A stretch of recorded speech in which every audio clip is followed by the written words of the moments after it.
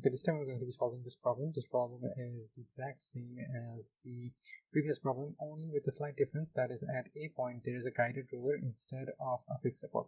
So for those who don't know what a guided ruler is, a guided ruler is a fixed support that allows movement in one direction. So the way it is placed right here, it is going to allow vertical displacement. Okay, all right, so that's the only difference here. So let's take a look at how many variables we have to find out. So from the previous problem, you already know we'll have to find out what theta b is, but this time there is also VB, which is also not zero in this case.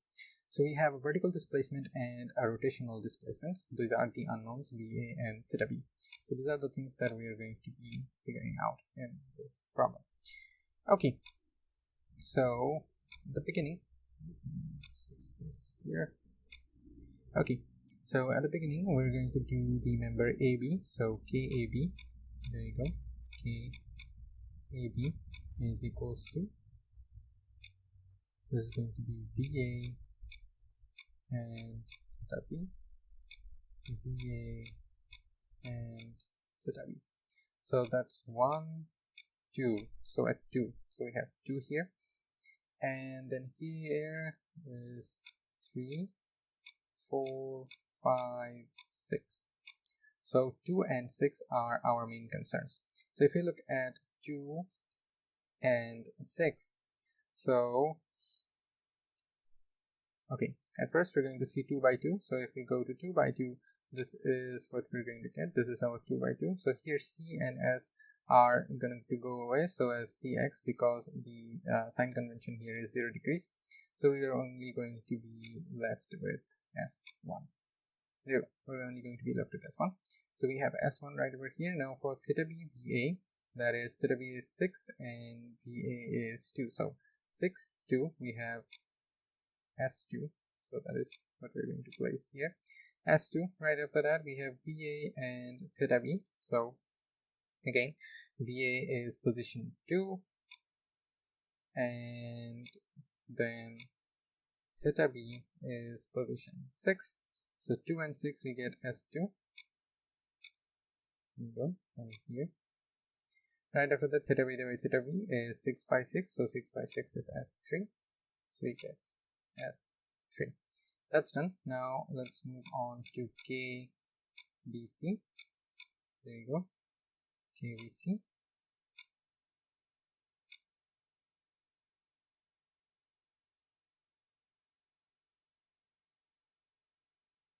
Okay, when we're doing KBC, so 1, 2, 3, this is the third one. So we have 3 by 3, S3. This is the only one that we have, because at BC there are no other displacements, only theta B is available here. So we write off S3, theta B by theta B, and right after that we have KBD.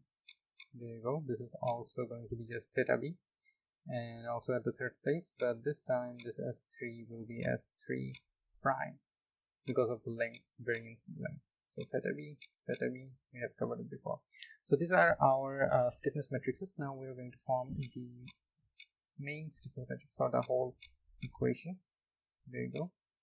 So here we have the VA, theta B, VA, theta B. So VA by VA is S1. There you go. Theta B by VA is S2. VA by theta B is also S2. Then theta B by theta B is S3. Theta B by theta B is S3. So 2 S3 plus theta B by theta B is S3 prime. So S3 prime here. So that's the stiffness matrix done. Now we're going to take a look at the Q, the reaction forces, which are also going to be 0 and 0. There you go. Because there are no direct forces on A, or neither there is a direct moment on B, so this value is 0. Now if we take a look at the F values, we can just do F here. If you take a look at the F values, you can see 10 kip is going downwards. That means there is a 5 kip here and another 5 kip here as a reaction. So 1 5 kip is going to come up over here for VA, and for theta B we had already calculated it from the previous problem, so you can just take it from there. There you go, minus 6.25 plus 16.67. So minus 6.25 plus 16.67, I guess.